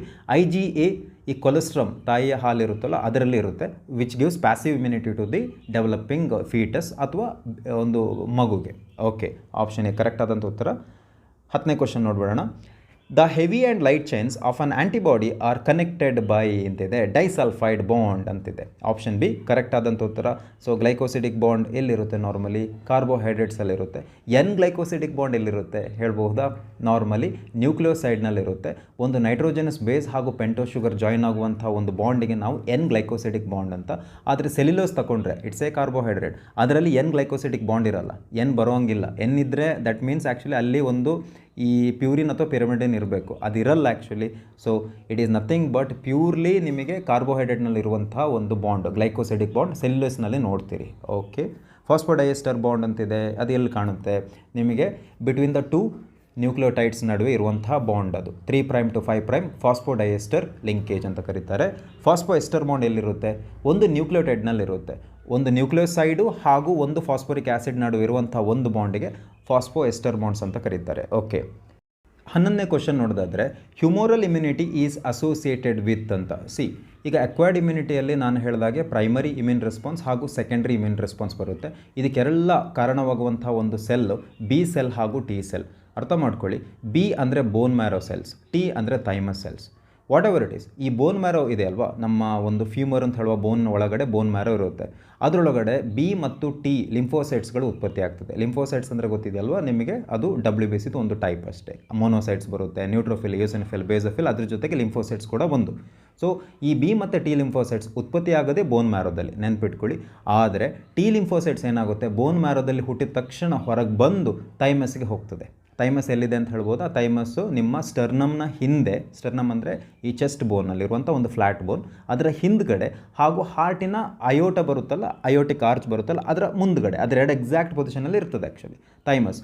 ಚಿಕ್ಕ ಮಕ್ಕಳಲ್ಲಿ ಥೈಮಸ್ ದೊಡ್ಡದಿರ್ತದೆ, ಬೆಳೀತಾ ಬೆಳೀತಾ ಬೆಳೀತಾ ಬೆಳೀತಾ ಥೈಮಸ್ ಸಣ್ಣದಾಗ್ತಾ ಹೋಗ್ತದೆ. ಇರಲಿ. ಸೊ ಈ ಥೈಮಸ್ ಏನಾಗ್ತದೆ, ಅದರೊಳಗಡೆ ಈ ಟಿ ಲಿಂಫೋಸೈಟ್ಸ್ ಹೋಗ್ತದೆ, ಅಲ್ಲಿ ಅದು ಡಿಫ್ರೆನ್ಸಿಯೇಷನ್ಗೆ ಒಳಗಾಗಿ ಆ್ಯಕ್ಟಿವ್ ಆಗಿ ಹೊರಗೆ ಬರ್ತದೆ. So maturation of the T lymphocytes takes place in the thymus, hence the name T lymphocyte. ಆದರೆ ಬಿ ಸೆಲ್ಸ್ ಏನಿದೆ ಅಥವಾ ಬಿ ಲಿಂಫೋಸೈಟ್ಸ್ ಏನಿದೆ, ಅದು ಬೋನ್ ಮ್ಯಾರೋದು ಒಳಗಡೆ ಹುಟ್ಟಿ ಅಲ್ಲೇ ಮೆಚುರೇಷನ್ಗೆ ಒಳಗಾಗ್ತದೆ ಅಷ್ಟೇ. ಸೊ ಈ ಬೋನ್ ಮ್ಯಾರೋ ಸೆಲ್ಸ್ ಏನಿದೆ ಅಥವಾ ಬಿ ಲಿಂಫೋಸೈಟ್ಸ್ ಏನಿದೆ, ಈ ಬಿ ಲಿಂಫೋಸೈಟ್ಸ್ದು ಕೆಲಸ ಆ್ಯಂಟಿಬಾಡಿಯನ್ನು ಉತ್ಪತ್ತಿ ಮಾಡೋದು. ಆದರೆ ಆ್ಯಂಟಿಬಾಡಿನ ಉತ್ಪತ್ತಿ ಮಾಡಬೇಕಾದ್ರೆ ಒಂದು ಸಿಗ್ನಲ್ ಕೊಡಬೇಕು. ಯಾರು ಸಿಗ್ನಲ್ ಕೊಡಬೇಕು ಅಂದರೆ ಟಿ ಲಿಂಫೋಸೈಟ್ ಸಿಗ್ನಲ್ ಕೊಡಬೇಕು. ಇಲ್ಲೊಂದು ಡೇಂಜರ್ ಇದೆ, ಯಾವುದೋ ಒಂದು ಪ್ಯಾಥೋಜನ್ ಬಂದಿದೆ, ಸೊ ಇದನ್ನು ನಾವು ಕೊಂದು ಹಾಕಬೇಕು ಅಂತ ಹೇಳಿ ಟಿ ಲಿಂಫೋಸೈಟ್ಸ್ಗೆ ಒಂದು ಸಿಗ್ನಲ್ ಕೊಡ್ತದೆ. ಅವಾಗ ಏನಾಗ್ತದೆ ಅಂತ ಹೇಳಿದ್ರೆ ಈ ಆ್ಯಂಟಿಬಾಡಿಗಳು ಉತ್ಪತ್ತಿ ಆಗ್ತದೆ ಬಿ ಸೆಲ್ಲಿಂದ. ನಂತರ ಏನಾಗ್ತದೆ, ಆ್ಯಂಟಿಬಾಡಿ ಹೋಗ್ಬಿಟ್ಟು ಈ ಆ್ಯಂಟಿಜನ್ ಇರುತ್ತಲ್ಲ ಅದಕ್ಕೆ ಹೋಗಿ ಬೈಂಡ್ ಆಗ್ತದೆ. ಬೈಂಡ್ ಆಗಿಬಿಟ್ಟು ಹೋಗ್ಬಿಟ್ಟು ಟಿ ಸೆಲ್ಗೆ ಕೊಡ್ತದೆ ಆ್ಯಂಟಿಜನನ್ನು. ಆ್ಯಂಡ್ ಟಿ ಸೆಲ್ ಏನು ಮಾಡ್ತದೆ, ಅದನ್ನು ಕೊಂದು ಹಾಕ್ತದೆ ಆ್ಯಂಟಿಜನನ್ನು. ಇಷ್ಟೇ, ದಿಸ್ ದ ಮೆಕ್ಯಾನಿಸಮ್. ಇದು ಹೈಯರ್ ಕ್ಲಾಸಸ್ಸಲ್ಲಿ ನೀವು ಕಲಿತೀರಿ, MHC 1, MHC 2 ಅಂತ ಹೇಳಿ, ನಂತರ ನೋಡೋಣ. ಓಕೆ. ಸೊ ಇಲ್ಲಿ ಹ್ಯೂಮೋರಲ್ ಇಮ್ಯುನಿಟಿ ಕೇಳಿದ್ದಾರೆ. ಈಗ ಬಿ ಲಿಂಫೋಸೈಟ್ಸಿಂದ ಉತ್ಪತ್ತಿ ಆಗುವಂಥ ಇಮ್ಯುನಿಟಿಗೆ ನಾವು ಆ್ಯಂಟಿಬಾಡಿ ಮೀಡಿಯೇಟೆಡ್ ಇಮ್ಯುನಿಟಿ ಅಂತ ಕರಿತೀವಿ. ಅದಕ್ಕೆ ಹ್ಯೂಮೋರಲ್ ಇಮ್ಯುನಿಟಿ ಅಂತಲೂ ಕರಿತೀವಿ. ಅದಕ್ಕೆ ಬೇಕಾಗಿರೋದು ನಮಗೆ ಆ್ಯಂಟಿಬಾಡಿ ಅಥವಾ ಬಿ ಸೆಲ್. ಈಗ ಟಿ ಸೆಲ್ಲಿಂದ ಉತ್ಪತ್ತಿಯಾಗುವಂಥ ಇಮ್ಯುನಿಟಿಗೆ ನಾವು ಸೆಲ್ ಮೀಡಿಯೇಟೆಡ್ ಇಮ್ಯುನಿಟಿ ಅಂತ ಕರಿತೀವಿ. ಇದು ನಾರ್ಮಲಿ ಈ ಟಿ ಸೆಲ್ಸ್ಗಳು ಅಥವಾ ಸೆಲ್ ಮೀಡಿಯೇಟೆಡ್ ಇಮ್ಯುನಿಟಿ ಯಾವುದಾದ್ರೂ ನಾವು ಆರ್ಗನನ್ನು ತಗೊಂಡಿದ್ರೆ ಡ್ಯೂರಿಂಗ್ ಆರ್ಗನ್ ಟ್ರಾನ್ಸ್ಪ್ಲಾಂಟೇಷನ್, ಆ ಆರ್ಗನ್ ನಮ್ಮದಲ್ಲ ಅಂತ ಹೇಳಿಬಿಟ್ಟು ಅದನ್ನು ಕೊಂದು ಹಾಕ್ಬಿಡ್ತದೆ, ಡಿಸ್ಟ್ರಾಯ್ ಮಾಡಿ ಹಾಕ್ತದೆ. So organ rejection during organ transplantation is mainly because of T cells ಅಥವಾ cell mediated immunity, number 1. And T cells also helps to recognise self and non self cells. ತಮ್ಮ ಸೆಲ್ಸ್ಗಳು ಹಾಗೂ ಬೇರೆಯವರ ಸೆಲ್ಸ್ಗಳನ್ನು ರೆಕಗ್ನೈಸ್ ಮಾಡೋದು ಟಿ ಸೆಲ್ಸು, ನೆನ್ಪಿಟ್ಕೊಳ್ಳಿ. ಹಾಗೆ ನೋಡೋದಾದರೆ humoral immunity is associated with B cells ಅಲ್ವಾ. ಓಕೆ. ಅಥವಾ antibody mediated immunity. The antibody which can cross the placental barrier is IgG. ನಾನು ಹೇಳಿದ್ದೀನಿ IgA ಕೊಲೆಸ್ಟ್ರಾಮ್ನಲ್ಲಿ ಇರ್ತದೆ, IgM the largest antibody, IgE allergic response, IgG placental barrier. ಇಷ್ಟೇ ಬರೆದಿಟ್ಕೊಳ್ಳಿ. Acquired immune cells responsible for differentiating cells and non-self cells and also responsible for graft rejection during organ transplantation. ಈಗಷ್ಟೇ ಹೇಳಿದ್ದೀನಿ T cells, cell mediated immunity. Option A correct ಆದಂಥ ಉತ್ತರ. Next ಇಲ್ಲಿ 4 ಸ್ಟೇಟ್ಮೆಂಟ್ಸ್ಗಳು ಕೊಟ್ಟಿದ್ದಾರೆ, ನೋಡೋಣ. Consider the following 4 statements 1 to 4 regarding kidney transplant and select the 2 correct ones out of these. Even if a kidney transplant is proper, the recipient may lead to take immune suppressants for a long time. ಹೌದು, ಯಾಕೆಂತ ಹೇಳಿದ್ರೆ ಅಲ್ಲಿ cell mediated immunity ಇರೋದ್ರಿಂದ ನಾವು ಒಂದು ಹೊಸ ಕಿಡ್ನಿಯನ್ನು ತಗೊಂಡ್ರೂ ಕೂಡ ಆ ಹೊಸ ಕಿಡ್ನಿ ಅಂದರೆ ಬೇರೆಯವರ ಕಿಡ್ನಿ ನಮ್ಮ ದೇಹದಲ್ಲಿ ಅದು ಹೊಸ ಒಂದು ವಿಷಯ ಅದು. ಅಂದರೆ it could be treated as an antigen by our antibodies. So T cells ಹೋಗ್ಬಿಟ್ಟು ಅದನ್ನು ಡಿಸ್ಟ್ರಾಯ್ ಮಾಡೋಕ್ಕೆ ಟ್ರೈ ಮಾಡ್ತದೆ. ಅದಕ್ಕೇನು ಮಾಡಬೇಕು, ನಾವು ಟಿ ಸೆಲ್ಸನ್ನು ಶಾಂತಗೊಳಿಸಬೇಕು. ಅದಕ್ಕೆ ನಾವೇನು ಮಾಡಬೇಕು ಅಂತ ಹೇಳಿದ್ರೆ ಈ ಇಮ್ಯುನೋಸಪ್ರೆಸೆಂಟ್ಸ್ಗಳ ಇಂಜೆಕ್ಷನ್ಗಳನ್ನು ನಾವು ತಗೋಬೇಕು, ಅಂದರೆ ನಮ್ಮ ಇಮ್ಯುನಿಟಿಯನ್ನು ಕಡಿಮೆ ಮಾಡುವಂಥದ್ದು. ಸೊ ಟಿ ಸೆಲ್ಸ್ ಶಾಂತವಾಗಿರ್ತದೆ, ಸೊ ದಟ್ ಆ ಕಿಡ್ನಿ ಡಿಸ್ಟ್ರಾಯ್ ಆಗೋದಿಲ್ಲ. ಇಷ್ಟೇ ಸ್ಟೇಟ್ಮೆಂಟ್ 1 ಕರೆಕ್ಟ್ ಇದೆ. The cell mediated immune response is responsible for graft rejection. ಹೌದು, ಟಿ ಸೆಲ್ಸಿಂದ ಉತ್ಪತ್ತಿಯಾಗುವಂಥ ಸೆಲ್ ಮೀಡಿಯೇಟೆಡ್ ಇಮ್ಯೂನ್ ರೆಸ್ಪಾನ್ಸ್ಗಳೇನಿದೆ ಅದು ಗ್ರಾಫ್ಟ್ ರಿಜೆಕ್ಷನ್ಗೆ ಕಾರಣ. ಅದು statement correct. The B lymphocytes are responsible for the rejection of the graft. ಇಲ್ಲ, ತಪ್ಪು. The acceptance or rejection of a kidney transplant depends on specific interferon. ಇಂಟರ್ಫೆರಾನ್ ಅಲ್ಲಿ ಬರೋದಿಲ್ಲ. ಸೊ ಇಂಟರ್ಫೆರಾನ್ದು ಕೆಲಸ ನಿಮಗೆ ಗೊತ್ತಿದೆ. ಇಂಟರ್ಫೆರಾನ್ಗಳಲ್ಲಿ ಬಹಳಷ್ಟು ವಿಧ ಬರುತ್ತೆ. ನಿಮ್ಮ NCERT ಟೆಕ್ಸ್ಟ್ ಬುಕ್ನಲ್ಲಿ 2 ಇಂಟರ್ಫೆರಾನ್ ಕೊಟ್ಟಿದ್ದಾನಲ್ಲ, ಒಂದು ನಿಮಗೆ ಆಲ್ಫಾ ಒಂದು ಆಲ್ಫಾ ಇಂಟರ್ಫೆರಾನ್ಸ್ ಬರುತ್ತೆ, ಆಮೇಲೆ ಇನ್ನೊಂದು ಯಾವುದು ಬರುತ್ತೆ, ಆಲ್ಫಾ 1 ಆ್ಯಂಟಿಟ್ರಿಪ್ಸಿನ್ ಬರುತ್ತೆ. ಓಕೆ, ಇನ್ನೊಂದು ನಾರ್ಮಲ್ ಇಂಟರ್ಫೆರಾನ್ ಡೆಫಿನೇಷನ್. ಸೊ ಆಲ್ಫಾ ಇಂಟರ್ಫೆರಾನ್ಸ್ ಏನಿದೆ ಅದು ಬಯಾಲಜಿಕಲ್ ರೆಸ್ಪಾನ್ಸ್ ಮಾಡಿಫೈಯರ್. ಅದೇನು ಮಾಡುತ್ತೆ, ಅದನ್ನು ನಾವು ತಗೊಂಡಾಗ ಅದು ನಮ್ಮ ದೇಹದಲ್ಲಿ ಯಾವುದಾದ್ರೂ ಟ್ಯೂಮರ್ ಸೆಲ್ಸ್ ಆಗಿದ್ದರೆ ಅದನ್ನು ಡಿಸ್ಟ್ರಾಯ್ ಮಾಡಲಿಕ್ಕೆ ಹೆಲ್ಪ್ ಮಾಡ್ತದೆ. ಯಾವುದು? Alpha interferons. These are biological response modifiers which destroy tumour cells. ಬರೆದಿಟ್ಕೊಳ್ಳಿ, ಕೇಳಬಹುದು. ಓಕೆ, ಇದೊಂದು ವಿಷಯ. ಅಥವಾ ಇಂಟರ್ಫೆರೆನ್ಸ್ ತಗೊಂಡ್ರೆ these are produced by the viral infected cells which will prevent the other healthy cells from further viral infection. Okay, ಹಾಗೆ ನೋಡೋದಾದರೆ option D ಮೊದಲ ಹಾಗೂ ಎರಡನೇ ಸ್ಟೇಟ್ಮೆಂಟ್ ಕರೆಕ್ಟ್ ಇದೆ. ಪರ್ಫಾರ್ಮ್ಡ್ ಆ್ಯಂಟಿಬಾಡೀಸ್, ಅದರ ಅರ್ಥ ಏನು? ನಾವು ಡಾಕ್ಟರ್ ಹತ್ರ ಹೋಗ್ತೇವಲ್ವ, ಆವಾಗ ನಮಗೊಂದು ಇಂಜೆಕ್ಷನ್ ಕೊಡ್ತಾರಲ್ಲ, ಅಂದರೆ ಆಲ್ರೆಡಿ ಇರುವಂಥ ಆ್ಯಂಟಿಬಾಡಿ, ಅಂದರೆ ಯಾವುದೋ ಒಂದು ಡಿಸೀಸ್ಗೆ ಸ್ಪೆಸಿಫಿಕ್ ಆಗಿ ಉತ್ಪತ್ತಿ ಮಾಡಿದಂಥ ಲ್ಯಾಬ್ನಲ್ಲಿ ಉತ್ಪತ್ತಿ ಮಾಡಿದಂಥ ಆ್ಯಂಟಿಬಾಡಿ, ಪರ್ಫಾರ್ಮ್ಡ್ ಆ್ಯಂಟಿಬಾಡಿ ಅಂತ ಹೇಳಿ. Okay, are given to the patients with cases of snake bites and person suffering with tetanus ಅಂತಿದೆ. ಈಗ ನಮಗೆ ಯಾವುದೇ ಡಿಸೀಸ್ ಬರಲಿ, ಈಗ ಫಾರ್ ಎಕ್ಸಾಂಪಲ್ ಟೆಟಾನಸ್ ಇರ್ಬೋದು ಅಥವಾ ಸ್ನೇಕ್ ಬೈಟ್ ಆಗಿರ್ಬೋದು, ನಾವು ಡಾಕ್ಟರ್ ಹತ್ರ ಹೋಗ್ತೀವಿ, ಡಾಕ್ಟರ್ ಇಂಜೆಕ್ಷನ್ ಕೊಡ್ತಾರೆ, ಅಂದರೆ ಆಲ್ರೆಡಿ ಇರುವಂಥ ಆ್ಯಂಟಿಬಾಡೀಸ್ ರೆಡಿಯಾಗಿರ್ತದೆ. ಸ್ನೇಕ್ ವೆನಮ್ಗೆ ನ್ಯೂಟ್ರಲೈಸ್ ಮಾಡುವಂಥ ಆ್ಯಂಟಿಬಾಡೀಸ್ ಇರುತ್ತೆ, ಅದನ್ನು ಡೈರೆಕ್ಟಾಗಿ ಇಂಜೆಕ್ಷನ್ ಮಾಡ್ತಾರೆ. ಈ ಥರ ಟ್ರೀಟ್ಮೆಂಟಿಗೆ ಅಥವಾ ಈ ಥರ ಇಮ್ಯೂನ್ ಸಿಸ್ಟಮ್ಗೆ ಅಥವಾ ಇಮ್ಯುನಿಟಿಗೆ ನಾವೇನು ಕರಿತೀವಿ ಅಂದರೆ ಪ್ಯಾಸಿವ್ ಇಮ್ಯುನಿಟಿ ಅಂತ ಕರಿತೀವಿ ಅಷ್ಟೇ, ಪ್ಯಾಸಿವ್ ಇಮ್ಯುನಿಟಿ. ಹಾಗೂ ನಾವು ಈ ಥರವಾದಂಥ ಇಮ್ಯುನಿಟಿಯನ್ನು ಹೊರಗಿಂದ ತಗೊಳ್ತಾ ಇದ್ದೀವಿ, ಆರ್ಟಿಫಿಷಿಯಲ್ ಆಗಿ ತಗೊಳ್ತಾ ಇದ್ದೀವಿ ಫಾರ್ ಏನು ಅಂತ ಹೇಳಿದ್ರೆ ಬೇಗವಾಗಿ ಗುಣವಾಗಲಿ ಅಂತ ಹೇಳಿ. ಇದಕ್ಕೆ ನಾವು ಪ್ಯಾಸಿವ್ ಇಮ್ಯುನೈಸೇಷನ್ ಅಂತ ಕರಿತೀವಿ. ಸೊ ಆಪ್ಷನ್ ಸಿ ಏನಿದೆ ಅದು ಕರೆಕ್ಟ್ ಆದಂಥ ಉತ್ತರ. ಇಲ್ಲಿ ನೋಡಿ ವ್ಯಾಕ್ಸಿನೇಷನ್ ಅಂತ ಕೊಟ್ಟಿದ್ದಾರೆ, ಗೊತ್ತಿದೆ ನಿಮಗೆ ವ್ಯಾಕ್ಸಿನೇಷನ್ ಅಂದರೆ? ಈಗ ವ್ಯಾಕ್ಸಿನೇಷನ್ ಅಂತ ಹೇಳಿದ್ರೆ ಯಾವುದಾದ್ರೂ ಒಂದು ಮೈಕ್ರೋ ಆರ್ಗನಿಸಮ್ಸನ್ನು ಡಿಸಾರ್ಮ್ ಮಾಡೋದು. ಈಗ ವೈರಸ್ ಇರ್ಬೋದು, ಅದನ್ನು ಕಂಪ್ಲೀಟಾಗಿ ಏನು ಮಾಡ್ಬೋದು ಅಂತ ಹೇಳಿದ್ರೆ ಅಲ್ಲಿರುವಂಥ ಜೆನೆಟಿಕ್ ಮಟೀರಿಯಲ್ನ ತೆಗೆದುಬಿಡೋದು, ಡಿಸಾರ್ಮ್ ಮಾಡೋದು. ಬರೀ ಪ್ರೋಟೀನ್ ಕೋಟ್ ಮಾತ್ರ ಇರುತ್ತೆ, ಕ್ಯಾಪ್ಸಿಡ್ ಇರುತ್ತಲ್ವ, ಅದು ನಮ್ಮ ದೇಹಕ್ಕೆ ಬಿಟ್ಟಾಗ ಆ ವೈರಸ್ ಅದು ಪ್ರೋಟೀನ್ ಕೋಟ್ ಇದೆಯಲ್ಲ ಅದನ್ನು ಡಿಟೆಕ್ಟ್ ಮಾಡಿಕೊಂಡು ನಮ್ಮ ಬಿ ಹಾಗೂ ಟಿ ಲಿಂಫೋಸೈಟ್ಸ್ಗಳು ಉತ್ಪತ್ತಿ ಆಗ್ತದೆ, ಪ್ರೈಮರಿ ಇಮ್ಯೂನ್ ರೆಸ್ಪಾನ್ಸನ್ನು ಉತ್ಪತ್ತಿ ಮಾಡ್ತದೆ. ನಿಜವಾಗಿ ಅದೇ ವೈರಸ್ಸು ರಿಯಲ್ ಆಗಿ ಅದರದ್ದು DNA ಎತ್ಕೊಂಡು ನಮಗೆ ಅಟ್ಯಾಕ್ ಮಾಡಿದಾಗ ಒಂದು ಕಾಲದಲ್ಲಿ, ನೆಕ್ಸ್ಟ್ ಟೈಮ್ ಯಾವಾಗಾದರೂ after long years, secondary immune response ಉತ್ಪತ್ತಿ ಆಗ್ತದೆ based on the primary immune response. So ಒಂಥರ ಈ ಅಟೆನ್ಯೂಯೇಟೆಡ್ ವೈರಸಸ್ಗಳನ್ನು ನಮಗೆ ಒಂದು ಇಂಜೆಕ್ಷನ್ ಮುಖಾಂತರ ತಗೊಳ್ಳುವ ಕ್ರಿಯೆಗೆ, ಯಾಕೆಂತೇಳಿ ಇಮ್ಯುನಿಟಿಯನ್ನು ಜಾಗೃತಿಗೊಳಿಸಲಿಕ್ಕೆ ಅಥವಾ ಇಮ್ಯುನಿಟಿಯನ್ನು ಇನ್ಕ್ರೀಸ್ ಮಾಡಲಿಕ್ಕೆ ಅಂತ ಹೇಳಿದ್ರೆ ಅದರ ಅರ್ಥ ವ್ಯಾಕ್ಸಿನೇಷನ್ ಅಂತ ಕರಿತೀವಿ. Okay, so option C correct ಇದೆ. ಆ್ಯಕ್ಟಿವ್ ಇಮ್ಯುನಿಟಿ ಇದೆ, ಆಟೋ ಇಮ್ಯುನಿಟಿ ಇದೆ. ಸೊ ಆ್ಯಕ್ಟಿವ್ ಇಮ್ಯುನಿಟಿ ಅಂದರೆ ಏನು ಅಂತ ಹೇಳಿದ್ರೆ ನಮಗೆ ಯಾವುದಾದ್ರು ಒಂದು ಪ್ಯಾಥೋಜನ್ ನಮ್ಮ ದೇಹಕ್ಕೆ ಬಂದಾಗ ನಮ್ಮ ದೇಹದಲ್ಲಿ ಬಿ ಹಾಗೂ ಟಿ ಲಿಂಫೋಸೈಟ್ಸ್ ಪ್ರೈಮರಿ ಹಾಗೂ ಸೆಕೆಂಡ್ರಿ ಲಿಂಫೋಸೈಟ್ಸ್ಗಳನ್ನು ನ್ಯಾಚುರಲ್ ಆಗಿ ಉತ್ಪತ್ತಿ ಮಾಡ್ತದಲ್ವಾ, ಹೊರಗಿಂದ ಅಲ್ಲ. ಹೊರಗಿಂದ ನಾವು ಉತ್ಪತ್ತಿ ಮಾಡಿಸ್ಕೊಂಡ್ರೆ ಅದು ಪ್ಯಾಸಿವ್ ಇಮ್ಯುನಿಟಿ ಆಗ್ತದೆ. ನಮ್ಮ ದೇಹದಲ್ಲೇ ಉತ್ಪತ್ತಿ ಆದರೆ ಅದಕ್ಕೆ ನಾವು ಆ್ಯಕ್ಟಿವ್ ಇಮ್ಯುನಿಟಿ ಅಂತ ಕರಿತೀವಿ. ಎಷ್ಟೇ. ಓಕೆ, ಯಾವಾಗ ಅಂತ ಹೇಳಿದ್ರೆ ಒಂದು ಪ್ಯಾಥೋಜನ್ ನಮ್ಮ ದೇಹಕ್ಕೆ ಬಂದಾಗ ಮಾತ್ರ. ಆಟೋ ಇಮ್ಯುನಿಟಿ ಅಂತಿದೆ. ಆಟೋ ಇಮ್ಯುನಿಟಿ ಅಂತ ಹೇಳಿದ್ರೆ ನಮ್ಮ ದೇಹದಲ್ಲಿ ಕೆಲವು ಸಲ ನಮ್ಮ ಇಮ್ಯೂನ್ ಸೆಲ್ಸ್ಗಳು ಬಿ ಹಾಗೂ ಟಿ ಲಿಂಫೋಸೈಟ್ಸ್ಗಳೇನಿದೆ ನಮ್ಮ ಸ್ವಂತ ಸೆಲ್ಗಳನ್ನೇ ಡಿಸ್ಟ್ರಾಯ್ ಮಾಡ್ತಾ ಹೋಗೋದು. It's highly dangerous condition, auto immune disease.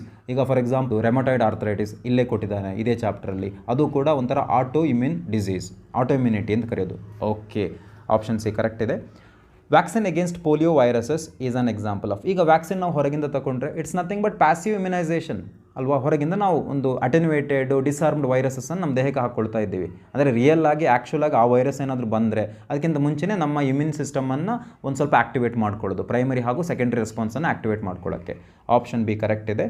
ಮತ್ತೆಲ್ಲ ಹೇಳಿದಿನಲ್ಲಿ short lived immunity acquired from mother to foetus across placenta or through mother's milk to the infant is categorized at. ಇದು ನಿಮಗೆ ಗೊತ್ತಿದೆ, it is nothing but passive immunity, ಹೊರಗಿಂದ ಬರ್ತಿರುವಂಥ immunity ಅಲ್ವಾ. So easy ಆಗಿದೆ. ಈಗ ನಿಮಗೆ ಆ್ಯಕ್ಟಿವ್ ಇಮ್ಯುನಿಟಿ ಮತ್ತು passive immunity difference ಗೊತ್ತಾಗ್ಬಿಡ್ತು. ನಾವು ಹೊರಗಿಂದ ಏನೇ ಇಂಜೆಕ್ಷನ್ ಹಾಸ್ಪಿಟ್ಲ್ಗಳಲ್ಲಿ ಟ್ಯಾಬ್ಲೆಟ್ ಮುಖಾಂತರ ತಗೊಂಡ್ರೆ that is nothing but passive immunity.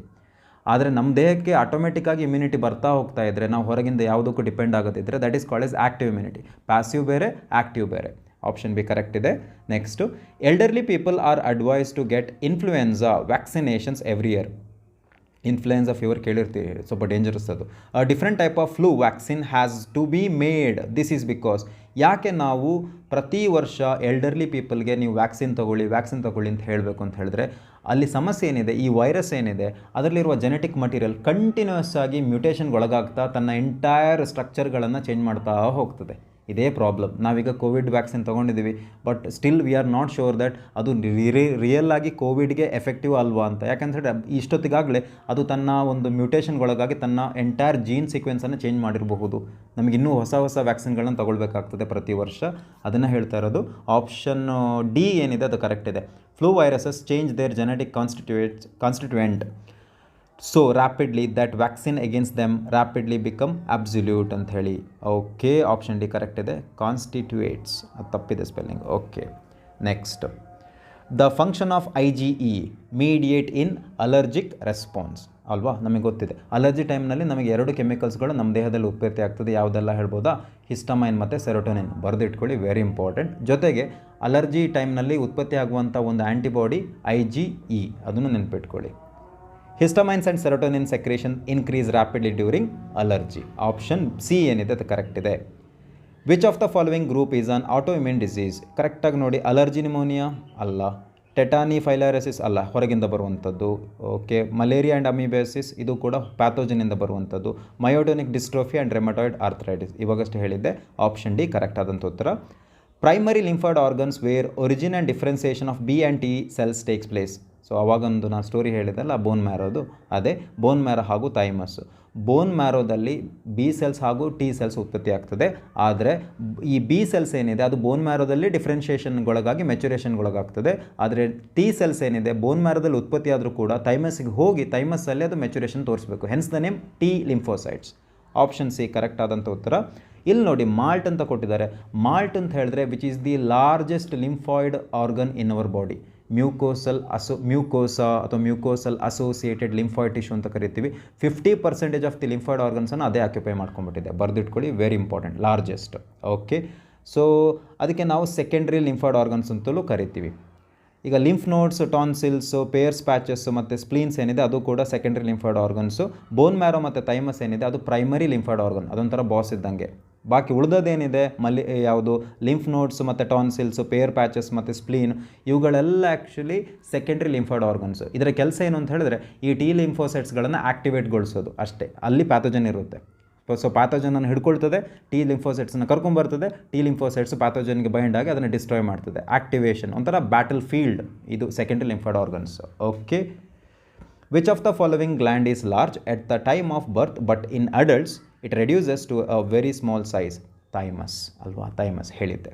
ಅದಕ್ಕೆ ಆ್ಯಕ್ಚುಲಿ ವಯಸ್ಸಾಗ್ತಾ ಏನಾಗ್ತದೆ, ನಮ್ಮಲ್ಲಿ ಇಮ್ಯುನಿಟಿ ಪವರ್ ಕಡಿಮೆ ಆಗ್ತಾ ಹೋಗ್ತದೆ. ಯಾಕೆಂತ ಹೇಳಿದ್ರೆ ಟಿ ಸೆಲ್ಲನ್ನು ಮೆಚುರೇಷನ್ಗೊಳಿಸಲಿಕ್ಕೆ ನಮ್ಮ ಹತ್ರ ಥೈಮಸ್ ದೊಡ್ಡದಾಗಿರೋದಿಲ್ಲ, ಸಣ್ಣದಾಗ್ತಾ ಹೋಗ್ತದೆ. ಸೊ ಕೊನೆಗೆ 60 ವರ್ಷ ಆದಮೇಲೆ ಥೈಮಸ್ಸೇ ಇರೋದಿಲ್ಲ, ಇಮ್ಯುನಿಟಿ ಇರೋದಿಲ್ಲ. Largest and 50% constituent of lymphoid tissue is ಯಾವುದು? ಥೈಮಸ, ಸ್ಪ್ಲೀನಾ, bone marrow? MALT. Option C correct ಆದಂಥ ಉತ್ತರ. ವೇರಸ್ ಬೋನ್ ಮ್ಯಾರೋ ಮತ್ತು ಥೈಮಸ್ ಏನಿದೆ ಪ್ರೈಮರಿ ಲಿಂಫಾಯ್ಡ್ ಆರ್ಗನ್ಸ್, ಸ್ಪ್ಲೀನ್ ಏನಿದೆ ಅದು secondary lymphoid organ. Okay, 25th ಹೋಗೋಣ. The figure given below shows mode of action of retrovirus. Retrovirus ಅಂದರೆ HIV virus. Identify steps ABCD and E labelled in it. ಹೇಳ್ಬೋದಾ? A ನೋಡಿ, observe ಮಾಡಿ ಕರೆಕ್ಟಾಗಿ. ಅಂದರೆ ವೈರಸ್ದು RNA ಒಳಗೆ ಬರ್ತಾ ಇದೆ ಹ್ಯೂಮನ್ ಸೆಲ್ ಒಳಗಡೆ. ಓಕೆ, ನೆಕ್ಸ್ಟ್ ಬಿ ನೋಡೋದಾದರೆ ಅದು ರಿವರ್ಸ್ ಟ್ರಾನ್ಸ್ಕ್ರಿಪ್ಷನ್ಗೆ ಒಳಗಾಗಿ ಅದಕ್ಕೊಂದು ಎನ್ಸೈಮ್ ಬೇಕು, ರಿವರ್ಸ್ ಟ್ರಾನ್ಸ್ಕ್ರಿಪ್ಟೇಸ್ ಎನ್ಸೈಮ್ ಬೇಕು. ಅದು ವೈರಸ್ RNAನ ವೈರಲ್ DNA ಮಾಡ್ತದೆ. ಅದು DNA, ವೈರಲ್ DNA. ಈಗ ವೈರಲ್ DNA ಸಿ ಅಂದರೆ incorporation of the viral DNA into the nucleus. Okay, ನಂತರ ಉತ್ಪತ್ತಿ ಆಗೋದು ಯಾವುದು ಅಂತ ಹೇಳಿದ್ರೆ ನ್ಯೂ ವೈರಲ್ RNAಗಳು, DNA ಅಂದ್ಬಿಟ್ಟೆ, RNA. ಆಮೇಲೆ E ಅಂತ ಹೇಳಿದ್ರೆ new viruses. So option C correct ಆದಂಥ ಉತ್ತರ, ಈಸಿ. ನೆಕ್ಸ್ಟು ನೋಡೋದಾದರೆ ನಾವೀಗ ಕ್ಯಾನ್ಸರ್ ಕಾನ್ಸೆಪ್ಟಿಗೆ ಬಂದುಬಿಟ್ಟಿದ್ದೀವಿ. ಸೊ ಹಿಂದಿನ ಕಾನ್ಸೆಪ್ಟಲ್ಲಿ ನಿಮಗೆ ಅಲರ್ಜಿ ಅಂತೂ ಗೊತ್ತಿರಬೇಕು. Exaggerated immune response to a simple antigen. Histamines, serotonins, IgE ನೆನ್ಪಿಟ್ಕೊಳ್ಳಿ. ಆಟೋ ಇಮ್ಯೂನ್ ಡಿಸೀಸಲ್ಲಿ ರೆಮಟಾಯ್ಡ್ ಆರ್ಥರೈಟಿಸ್ ನೆನ್ಪಿಟ್ಕೊಳ್ಳಿ. ಓಕೆ, ಇಲ್ಲಿ ಏನಾಗ್ತದೆ, our immune system fail to recognise our own cells. ಅದರಿಂದ ಏನು ಸಮಸ್ಯೆ ಆಗ್ತದೆ? ಡಿಸ್ಟ್ರಾಯ್ ಆಫ್ ಅವರ್ ಆರ್ಗನ್ಸ್ ಅಥವಾ ಅವರ್ ಸೆಲ್ಸ್, ಅಥವಾ destruction of the cells by the self immune system. ಇಷ್ಟೇ. ಅದಕ್ಕೆ ನಾವು ಆಟೋ ಇಮ್ಯೂನ್ ಡಿಸೀಸ್ ಅಂತ ಕರಿತೀವಿ. ಓಕೆ, ಅದನ್ನೆಲ್ಲ ಕವರ್ ಮಾಡಿಕೊಂಡು ಈಗ ಮುಂದಿನ ಒಂದು ಕಾನ್ಸೆಪ್ಟ್ ಕ್ಯಾನ್ಸರ್ ಅಂತ ಹೇಳಿದ್ರೆ uncontrolled mitotic cell division leads to tumour. ಅದಕ್ಕೆ ನಾವು ಕ್ಯಾನ್ಸರ್ ಅಂತ ಕರಿತೀವಿ. ಈಗ ಕ್ಯಾನ್ಸರ್ ಅಂತ ಹೇಳಿದ್ರೆ ಒಂದಷ್ಟು ಪ್ರಾಪರ್ಟೀಸ್ ಇರಬೇಕಲ್ಲ. ಏನು ಅಂತ ಹೇಳಿದ್ರೆ ಪ್ಲಾಸ್ಟಿಸಿಟಿ ಅಂತ ಕರಿತೀರಿ. ನಿಯೋಪ್ಲಾಸ್ಟಿಸಿಟಿ ಅಂತ ಹೇಳಿದ್ರೆ uncontrolled mitotic cell division forming a tumour, ಬಹಳ ಒಂದು ದೊಡ್ಡ ಗೆಡ್ಡೆ ಆಗ್ತದೆ, ನಿಯೋಪ್ಲಾಸ್ಟಿಸಿಟಿ ಅಂತ ಹೇಳ್ತೀವಿ. ಒಂದು. ಎರಡನೇದಾಗಿ ಕ್ಯಾನ್ಸರ್ ಸೆಲ್ಸ್ಗಳೇನಿದೆ ಅದು ದೇ ಲೂಸ್ ಕಾಂಟ್ಯಾಕ್ಟ್ ಇನ್ಹಿಬಿಷನ್. ಈ ಕಾಂಟ್ಯಾಕ್ಟ್ ಇನ್ಹಿಬಿಷನ್ ಅಂತ ಹೇಳುವಂಥದ್ದು ಒಂದು ನಾರ್ಮಲ್ ಪ್ರಾಪರ್ಟಿ. ಈಗ ನಮ್ಮ ದೇಹದಲ್ಲಿ I don't have cancer. So ಈಗ ಒಂದು ಸೆಲ್ ಇದೆ ನೋಡಿ, ನನ್ನ ದೇಹದ ಒಂದು ಸೆಲ್ ತಗೊಳ್ಳೋಣ, ಅದರ ಪಕ್ಕದಲ್ಲಿ ಇನ್ನೊಂದು ಸೆಲ್ ಇದೆ. ಈ ಸೆಲ್ ಮೈಟೋಸಿಸ್ಗೆ ಒಳಗಾಗಬೇಕು, ಇನ್ನೊಂದೆರಡು ಸೆಲ್ಗಳನ್ನು ಉತ್ಪತ್ತಿ ಮಾಡಬೇಕು ಅಂತ ಹೇಳಿದ್ರೆ ಇದರ ಪರ್ಮಿಷನ್ ತೊಗೋಬೇಕು. ಅಥವಾ ಈ ಸೆಲ್ ಏನು ಹೇಳ್ತಾ ಇದೆ, is it really necessary to undergo mitosis ಅಂತ ಕೇಳ್ತಾ ಇದೆ. ನಿಜವಾಗಿ ನೆಸಸರಿ ಇದ್ದರೆ, ಈಗೇನೋ ಸಣ್ಣ ಪುಟ್ಟ ಗಾಯ ಆದರೆ ಮೈಟೋಸಿಸ್ಗೆ ಒಳಗಾಗಬೇಕಾಗ್ತದೆ, ಬಿಕಾಸ್ ಇದಾಗಬೇಕಲ್ಲ, replacement of the damage cells ಆಗಬೇಕಲ್ವಾ.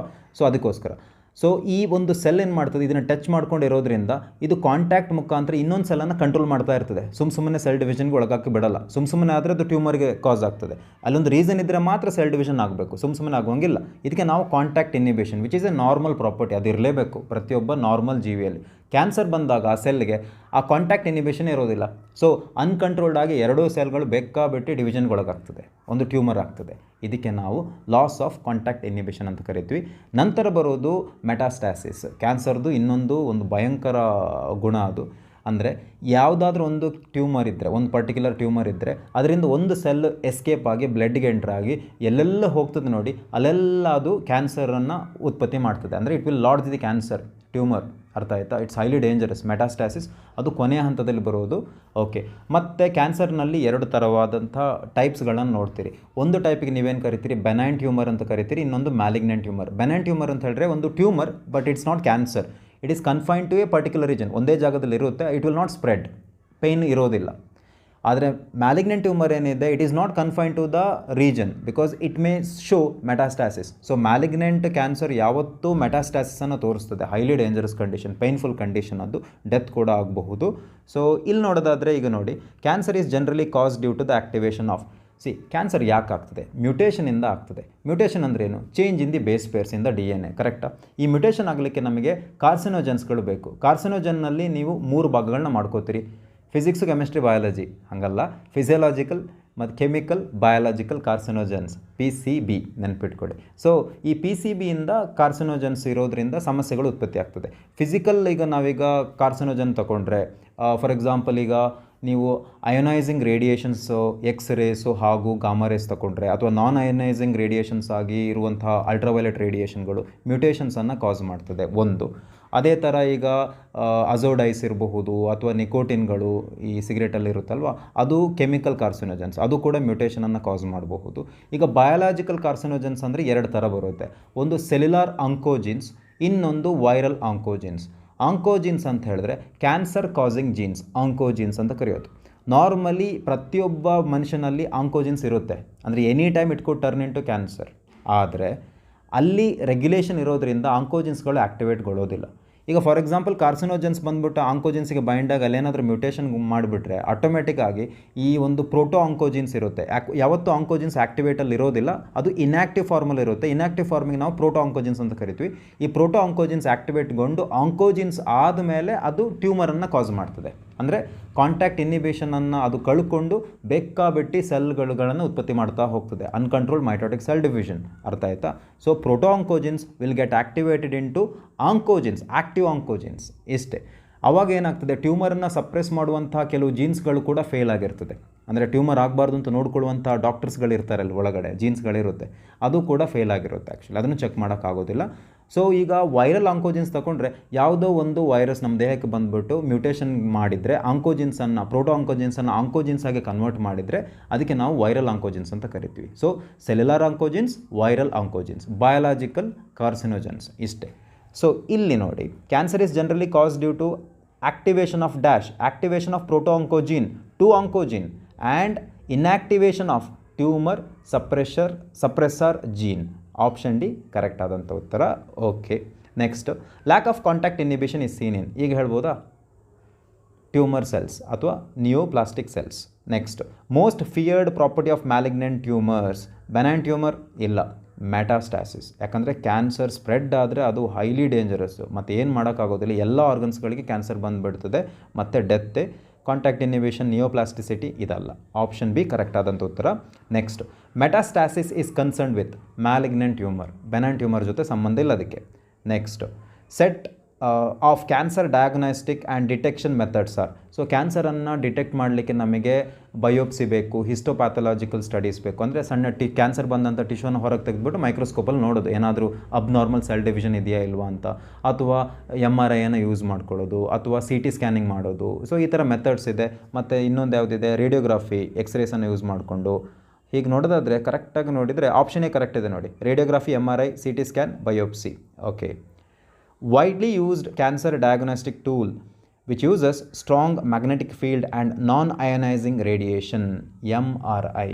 Magnetic ಫೀಲ್ಡನ್ನು ಯೂಸ್ ಮಾಡ್ತದೆ, ನಾನ್ ಅಯನೈಸಿಂಗ್ ರೇಡಿಯೇಷನ್ಸ್ಗಳನ್ನು ಕೂಡ ಯೂಸ್ ಮಾಡ್ತದೆ, that is MRI. Okay, diagnostic tool for cancer. Option D correct ಆದಂಥ ಉತ್ತರ. ಇದನ್ನು ನಾನು ಯಾಕೆ ಹಾಕಿದ್ದೀನಿ ಅಂತ ಹೇಳಿದ್ರೆ NCERT ಕೊಟ್ಟಿದ್ದಾರೆ. ಇನ್ನು ಕೇಸ್ ಏನಾದರೂ ಕೇಳಿಬಿಟ್ರೆ ನೀವಂತೂ ಓದೋಲ್ಲ ಬಿಡಿ, ಅದು ನೋಡಿರಲ್ಲ. ಸೊ ಅಟ್ಲೀಸ್ಟ್ ಇಲ್ಲಾದರೂ ನೀವು ಕಲ್ತ್ಕೊಳ್ಳಿ ಅಂತ ಹೇಳಿ ಹಾಕಿದ್ದೀನಿ. ಓಕೆ, ನೆಕ್ಸ್ಟ್ 32ನೇ ಕ್ವಶನ್ಗೆ ಬಂದುಬಿಟ್ಟಿದ್ದೀವಿ. ಈಗ ನಾರ್ಕೋಟಿಕ್ ಡ್ರಗ್ಸಿಗೆ ಬಂದಿದ್ದೀವಿ. ಟ್ರೀಟ್ಮೆಂಟ್ ಬಗ್ಗೆ ನಾನು ಯಾವುದೇ ಕ್ವಶನ್ ಹಾಕಿಲ್ಲ, ಬಿಕಾಸ್ ನಿಮಗೆ ಗೊತ್ತಿದೆ. ಇಲ್ಲಿ ಒಂದು ಆಲ್ಫಾ ಇಂಟರ್ಫೆರಾನ್ಸ್ ಅಂತ ಬರುತ್ತೆ ಕ್ಯಾನ್ಸರಲ್ಲಿ. These are biological response modifiers which actually suppresses or destroys tumour cells. ನಾನು ಅವಾಗ ಹೇಳಿದ್ದೀನಿ, ಅದನ್ನು ಹಾಕಬೇಕಿತ್ತು, ಬೈ ಮಿಸ್ಟೇಕ್ಲಿ ಅದು ಮರೆತುಬಿಟ್ಟಿದ್ದೀನಿ, ಅದಕ್ಕೆ ಇಲ್ಲಿ ಹೇಳ್ತಾ ಇದ್ದೀನಿ. ಓಕೆ, ಕ್ಯಾನ್ಸರ್ ಟ್ರೀಟ್ಮೆಂಟ್ ಬಗ್ಗೆ ನಿಮ್ಗೆ ಗೊತ್ತಿದೆ. ಸರ್ಜರಿ ಇದೆ, ಮತ್ತು ರೇಡಿಯೋಥೆರಪಿ ಇದೆ, ಇಮ್ಯುನೋಥೆರಪಿ ಇದೆ, ಮತ್ತು ಇನ್ನೊಂದು ಕೀಮೋಥೆರಪಿ. ಕೆಲವರು ಹೇಳ್ತಾರೆ ಬರೀರಿ, ಕೆಲವರು ಹೇಳ್ತಾರೆ ಬರಿಬೇಡಿ ಅಂತ. ಲಾಸ್ಟ್ ಟೈಮ್ ನಾನು ವ್ಯಾಲ್ಯೂಯೇಷನ್ಗೆ ಹೋದಾಗ ಕೀಮೋಥೆರಪಿನ ಮಕ್ಕಳು ಬರೆದಿದ್ರು, ಇದೇ ಕ್ವಶನ್ ಬಂದಿತ್ತು ಆ್ಯಕ್ಚುಲಿ, ಅದಕ್ಕೆ ರಾಂಗ್ ಹಾಕಲಿಕ್ಕೆ ಹೇಳಿದರು. ಅಂದರೆ ಅದು ಸ್ಕೀಮಲ್ಲಿ ಇರಲಿಲ್ಲ, ಆದರೆ NCERT ಕೊಟ್ಬಿಟ್ಟಿದ್ದಾರೆ, ಇರಲಿ, no issues. Next match the column 1 and column 2.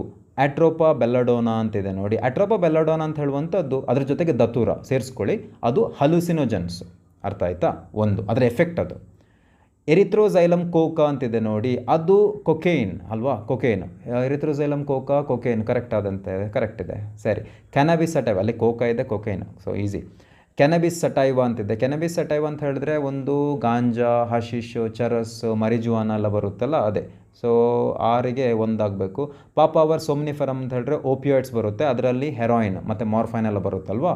So option C correct ಆದಂಥ ಉತ್ತರ. ಇದನ್ನು ಯಾಕೆ ಹಾಕಿದ್ದೀನಿ ಅಂತ ಹೇಳಿದ್ರೆ ನಿಮಗೆ ಸ್ವಲ್ಪ ಐಡಿಯಾ ಇರಬೇಕು, ಕೇಳಬಹುದು. ಅಂದರೆ ಮ್ಯಾಚ್ ದಿ ಫಾಲೋವಿಂಗೇ ಕೇಳಬೇಕು ಅಂತಿಲ್ಲ, ಬಟ್ ನಿಮಗೆ ಗೊತ್ತಿರಬೇಕು. ಪಾಪಾವರ್ ಸೊಮ್ನಿಫರಮ್ ಬಗ್ಗೆ ಕೇಳಿದಾಗ ಹೆರಾಯಿನು, ಮಾರ್ಫೈನ್ ಬರುತ್ತೆ, ಸೊ ಇದೆಲ್ಲ ನೆನ್ಪಿಟ್ಕೋಬೇಕು. ಮತ್ತು ಓಪಿಯಾಯ್ಡ್ಸು, ಯಾಕೆ ಓಪಿಯಾಯ್ಡ್ಸ್ ಅಂತ ಕರೀತಾರೆ ಅಂತ ಹೇಳಿದ್ರೆ ನಮ್ಮ ಸೆಂಟ್ರಲ್ ನರ್ವಸ್ ಸಿಸ್ಟಮ್ ಹಾಗೂ ಇಂಟೆಸ್ಟೈನಲ್ಲಿ ಓಪಿಯಾಯ್ಡ್ಸನ್ನು ಬೈಂಡ್ ಆಗುವಂಥ ರಿಸೆಪ್ಟರ್ಸ್ ಇರುತ್ತೆ, ಅದಕ್ಕೆ ಹೋಗಿ ಈ ಕೆಮಿಕಲ್ ಬೈಂಡ್ ಆಗ್ತದೆ. Hence the name opioids. ಅಂದರೆ ಆ ಪ್ಲ್ಯಾಂಟ್ನಲ್ಲಿ ಆ ಕೆಮಿಕಲ್ ಇದೆ, ಓಪಿಯಾಯ್ಡ್ಸ್ ಇರುತ್ತೆ. ಈಗ ನೆಕ್ಸ್ಟ್ ನೋಡೋದಾದರೆ match the column 1 and column 2 ಕೊಟ್ಟಿದ್ದಾರೆ. ಹೆರಾಯಿನ್ ಅಂದರೆ ಒಂದು ಓಪಿಯಾಯ್ಡ್ ಅಲ್ವಾ, ಅದಕ್ಕೆ ನಾವು ಸ್ಮ್ಯಾಕ್ ಅಂತಲೂ ಕರಿತೀವಿ. ಕೆಮಿಕಲಿ ಅದಕ್ಕೇನು ಕರಿತೀವಿ, ಡೈಅಸಿಟೈಲ್ ಮಾರ್ಫೈನ್ ಅಂತ ಕರಿತೀವಿ. ಸೊ ನಾರ್ಮಲಿ ಹೆರಾಯಿನ್ ಅಂತ ಹೇಳುವಂಥದ್ದು ಒಂದು ಡಿಪ್ರೆಸೆಂಟ್, ಒಂದು ಸ್ವಲ್ಪ ಬ್ರೈನನ್ನು ಸ್ಲೋ ಮಾಡ್ತದೆ, ಒಂಥರ ಬೇಸರದಲ್ಲಿರುವ ಹಾಗೆ ಮಾಡ್ತದೆ, ಎನರ್ಜಿ ಇಲ್ಲದ ಹಾಗೆ ಮಾಡ್ತದೆ, ಡಿಪ್ರೆಸೆಂಟು. ಜೊತೆಗೆ it will slow down body functions. ಬರೆದಿಟ್ಕೊಳ್ಳಿ, ಆ್ಯಕ್ಚುಲಿ ನಾನು ಇಲ್ಲಿ ಹಾಕಲಿಲ್ಲ. So P must be, heroin ಅಂತ ಹೇಳಿದ್ರೆ ಇಲ್ಲಿ ಡಿಪ್ರೆಸೆಂಟ್ ಕರೆಕ್ಟ್ ಆದಂಥ ಉತ್ತರ. ನೆಕ್ಸ್ಟು ಕೆನಬಿನಾಯ್ಡ್ಸ್ ಅಂತಿದೆ ನೋಡಿ. ಕೆನಬಿನಾಯ್ಡ್ಸ್ ಅಂತ ಹೇಳಿದ್ರೆ ಬ್ರೈನಿಗೆ ಹೋಗಿ ಬೈಂಡ್ ಆಗ್ತದೆ ಅಲ್ವಾ. ಕೆನಬಿನಾಯ್ಡ್ಸಿಗೆ ಈಗ ನೀವು ಎಕ್ಸಾಂಪಲ್ ಕೊಡಿ ಅಂತ ಹೇಳಿದ್ರೆ ಯಾವ್ದು ಕೊಡಬಹುದು? ಕೆನಬಿಸ್ ಸಟೈವಾ ಅಂತ ಹೇಳಿದ್ರೆ ಪ್ಲ್ಯಾಂಟ್ಸ್ಗಳಲ್ಲಿ ಗಾಂಜಾ, ಚರಸ್ಸು, ಹಶಿಶು ಅಂಥದ್ದೆಲ್ಲ ಬರುತ್ತೆ ಅಲ್ವಾ. ಓಕೆ, ಮತ್ತೊಂಥರ ಅದು ಹಲ್ಯುಸಿನೇಷನ್ನು ಎಫೆಕ್ಟನ್ನು ಕೊಡ್ತದೆ, ಬರೆದಿಟ್ಕೊಳ್ಳಿ. ಕೊಕೇನ್ ಅಂತಿದೆ. ಕೊಕೇನ್ ಅಂತ ಹೇಳಿದ್ರೆ ಎರಿಥ್ರೋಸೈಲಮ್ ಕೋಕಾ ಪ್ಲ್ಯಾಂಟಿಂದ ತೆಗೆದಂಥದ್ದು. ಅದರ ಕೆಲಸ ಏನು ಅಂತ ಹೇಳಿದ್ರೆ ಈ ಕೋಕಾ ಆಲ್ಕಲಾಯ್ಡ್ಸ್ ಅಂತ ಹೇಳುವಂಥ ಕೆಮಿಕಲ್ ಇರುತ್ತೆ, ಅದು ಹೋಗ್ಬಿಟ್ಟು ನಮ್ಮ ನ್ಯೂರಾನ್ನಲ್ಲಿ ಇರುವಂತಹ, ಅಂದರೆ ಟರ್ಮಿನಲ್ಸಲ್ಲಿ ಇರುವಂತಹ ಒಂದು ಡೋಪಮೈನ್ ಅಂತ ಹೇಳುವಂಥ ನ್ಯೂರೋ ಟ್ರಾನ್ಸ್ಮಿಟರ್ ಇರುತ್ತೆ, ಅದಕ್ಕೆ ಹೋಗ್ಬಿಟ್ಟು ಇಂಟರ್ಫಿಯರ್ ಮಾಡ್ತದೆ, ಅಡ್ಡ ಆಗಿಬಿಡ್ತದೆ. ಸೊ ಆವಾಗ ಡೋಪಮೈನ್ಸ್ ಒಂದು ನ್ಯೂರಾನಿಂದ ಇನ್ನೊಂದು ನ್ಯೂರಾನಿಗೆ ಜಂಪ್ ಮಾಡೋಕ್ಕೆ ಬರಲ್ಲ. It interferes with the dopamine. As a result slow ಆಗ್ತದೆ function.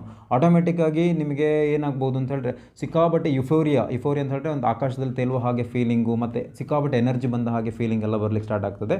Because it will take the place of dopamine ಅಷ್ಟೇ. ಯಾವುದು? ಕೋಕಾ ಆಲ್ಕಲಾಯ್ಡ್ಸ್ ಅಂತ ಹೇಳುವಂಥದ್ದು ನೆನ್ಪಿಟ್ಕೊಳ್ಳಿ, ಕೊಕೇನ್ ಅಂತ. ನೆಕ್ಸ್ಟು ಮಾರ್ಫಿನ್ ಅಂತಿದೆ. ಸೊ ಮಾರ್ಫಿನ್ ಅಂತ ಹೇಳಿದ್ರೆ it is a sedative and pain killer, ಹೌದಲ್ವಾ.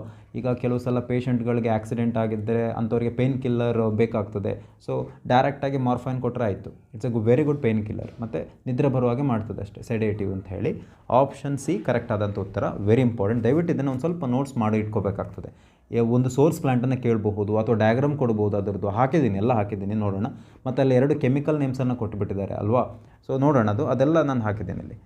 Group of drugs used in the treatment of patient suffering from depression and insomnia. Insomnia ಅಂತ ಹೇಳಿದ್ರೆ ನಿದ್ರಾಹೀನತೆ, ನಿದ್ರೆ ಬರೋಲ್ಲ ರಾತ್ರಿ. ಓಕೆ, ಅಂಥವ್ರಿಗೆ ಏನು ಕೊಡಬೇಕು? ಮಾರ್ಫೈನ್, ಹೆರಾಯಿನ್, ಕೆನಬಿನಾಯ್ಡ್ಸ್, ಕೊಕೇನ್, ಹೆರಾಯಿನು, ಬಾರ್ಬಿಟರೇಟ್ಸ್, ಆಂಫಿಟಮೈನ್ಸ್ ಮತ್ತು ಬೆನ್ಸೋಡಿಅಜಿಪೈನ್ಸ್.